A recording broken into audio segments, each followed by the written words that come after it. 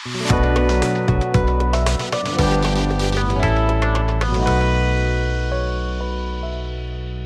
yang namanya EDA.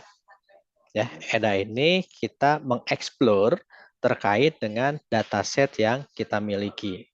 Tujuannya apa? Nanti agar kita dapat dengan mudah melakukan analisis dari data-data yang kita miliki.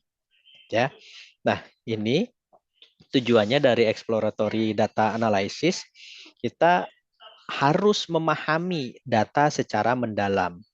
Ya, katakanlah nanti Bapak Ibu menemukan dataset dengan atributnya sebanyak 15 atribut. Ketika berbicara 15 atribut, yang menjadi pertanyaan adalah apakah seluruh atribut yang ada, yang 15 ini, kita gunakan atau tidak? Ya, maka kita perlu cek satu-satu. Kita perlu cek satu-satu terkait dengan atribut yang kita miliki. Selanjutnya, ketika kita, dari 15 atribut ini, saya hanya menggunakan katakanlah 8 atribut saja. Ya, maka yang 7-nya nanti kita bisa hapus. Ya, hapusnya dari mana? Hapusnya bukan dari Excel yang kita miliki, tapi nanti kita bisa memanfaatkan Python-nya untuk drop column sehingga data aslinya tetap 15. Yang kita olah hanya 8 atribut saja. Ya. Nah, ini kenapa kita perlu memahami data terkait dengan exploratory data analysis. Jadi nggak perlu semuanya nanti kita olah. Kalau misalnya yang kita butuhkan hanya pendidikan, jenis kelamin, lokasi, maka atribut-atribut lain yang sekiranya tidak kita butuhkan itu ya harus kita hapus, gitu ya. Tapi ingat, hapusnya bukan dari dataset kita yang asli, tapi kita manfaatkan Python-nya. Entah nanti kita menggunakan Google Colab atau kita menggunakan editor yang lain. Kebetulan kalau saat ini saya menggunakan Visual Studio Code. Ya, nah nanti Bapak Ibu bisa manfaatkan Colab atau menggunakan Visual Studio Code. Nah, sebelumnya Bapak Ibu sudah mengenalkan ya terkait dengan pemanfaatan Google Colab atau belum? Kalau saya belum, Pak. Nggak Belum tahu ya, Bu dia. Bu Saya Widya? juga belum, Pak. Belum ya, oke. Kalau Belum, Visual belum, Pak. Studio Code sudah ada belum? Saya belum juga, Pak. Belum Belum, juga Pak. ya, oke. Oke ya. Dan ini untuk pengenalan awalnya. Nanti kita implementasikan. Bapak Ibu nanti bisa menggunakan Google Colab. Nanti saya akan pandu. Atau kalau menggunakan yang lokal, Bapak Ibu bisa menggunakan Visual Studio Code. Ya. Tapi yang pasti kalau Visual Studio Code, Bapak Ibu harus install macam-macam. Ya.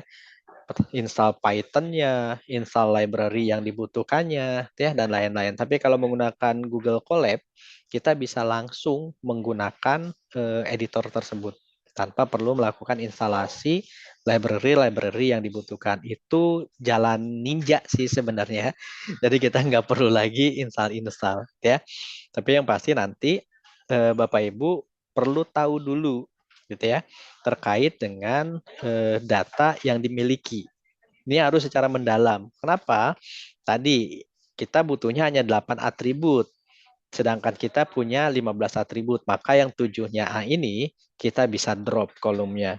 Ini baru sebatas menentukan atributnya. Lalu nanti Bapak Ibu juga bisa cek. Kalau kita di sistem basis data kan kita punya struktur, kita punya konsep penamaan dari masing-masing atribut gitu ya. Maka itu juga harus dilakukan. Katakanlah kita punya atribut dengan nama jenis kelamin misalkan. Kan kalau secara sistem basis data ini salah ya. Karena ada spasi di sini. Maka Bapak Ibu bisa melakukan proses replace dari jenis kelamin ini menjadi underscore. Dari spasi menggunakan underscore. Ya. Ini pun perlu kita telusuri satu persatu.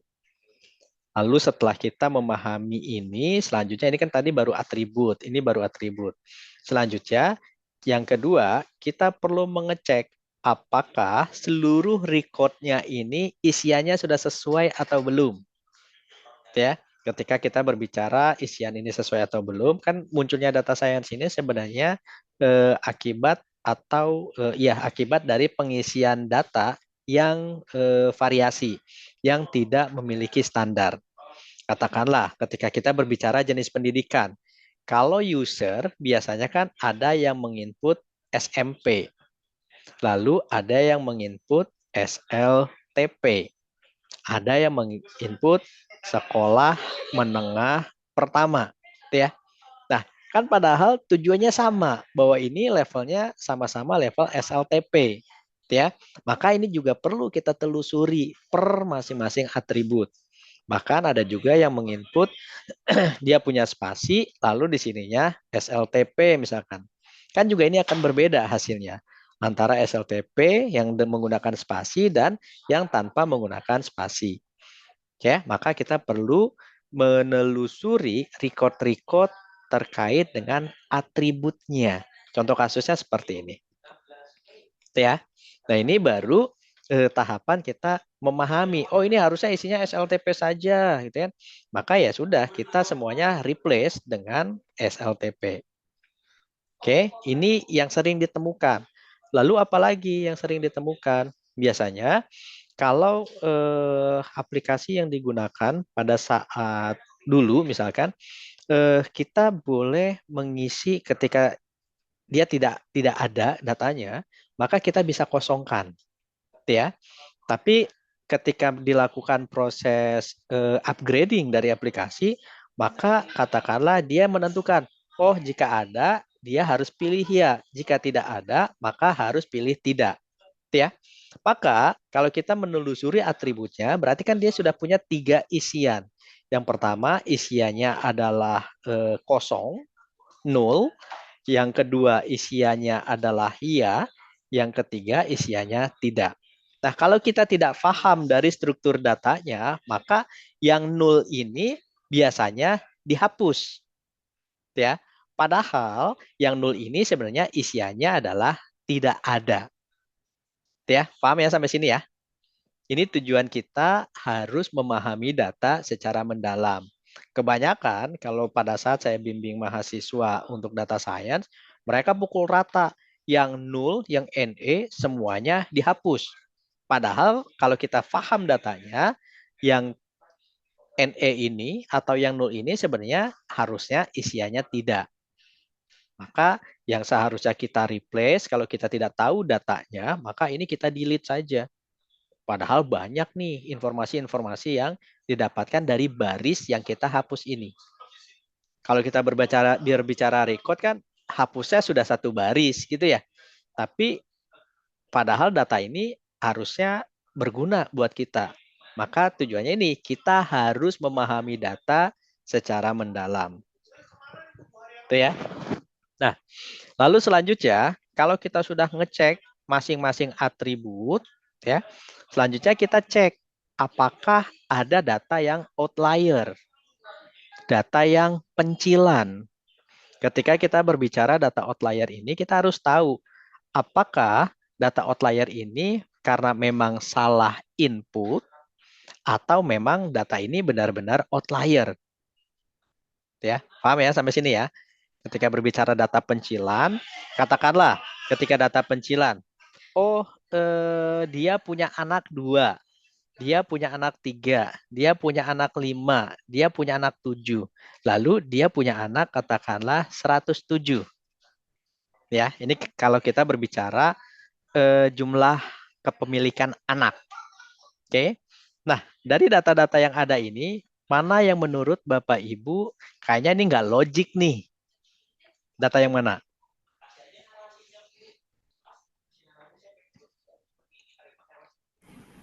107, Pak. 107. Nah, ini kan datanya nggak logik nih. Masa ada gitu ya, satu orang ibu memiliki anak dengan total 107. Maka kalau kita tampilkan berdasarkan data, ini masuk ke dalam outlier. Ya, ketika kita berbicara outlier, kalau dengan kasus seperti ini berarti, oh ini nggak logik nih. Maka kita harus cari tahu 107 ini kenapa dia bisa input. Apakah salah ketik?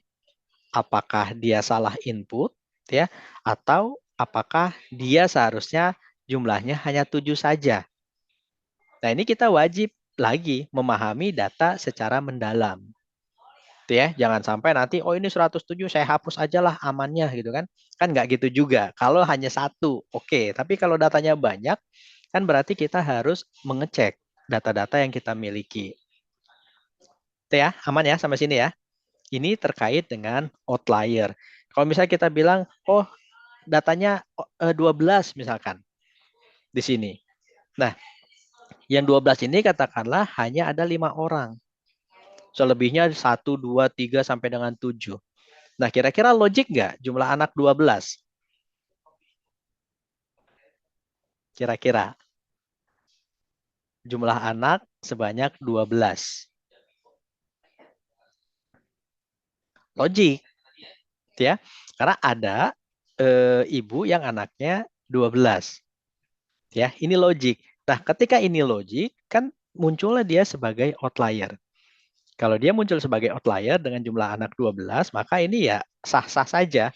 Berarti memang ini datanya outlier, nggak perlu kita ubah-ubah. Itu ya, sampai sini bisa difahami ya. Tapi kalau misalnya datanya tadi 107, kan nggak mungkin jumlah seorang ibu bisa melahirkan 107 anak. Ya. Nah, ini kita bisa identifikasi data untuk penanganan outlier. Tujuannya lagi apa? Ini mengurangi risiko kesalahan dalam analisis. Ya, tadi sudah dijelaskan ketika kita butuhnya atributnya hanya 8, ya sudah, 7-nya kita buang. Lalu, oh ini nggak logik nih 107 gitu ya. Kalau 107 masih ada, berarti otomatis kita nanti akan salah dalam melakukan analisis. Ya, selanjutnya setelah data ini sudah bisa kita perbaiki, maka amannya kita buat atau kita tampilkan visualnya seperti apa. Ya kan kebanyakan dari kita melihat gambar itu lebih enak dibacanya ya jika dibandingkan ketika kita hanya membaca tabel ya. Apalagi kita membaca narasi. Ya, maka ini penting kita lakukan visualisasi data. Biasanya kalau kita menggunakan visualisasi data, nanti kita bisa memanfaatkan library Matplotlib. Ya. Ya, ini terkait dengan kenapa kita butuh untuk mengeksplor data yang kita miliki. Ya, ini terkait dengan EDA-nya. Nah, ini studi kasus yang akan kita lakukan.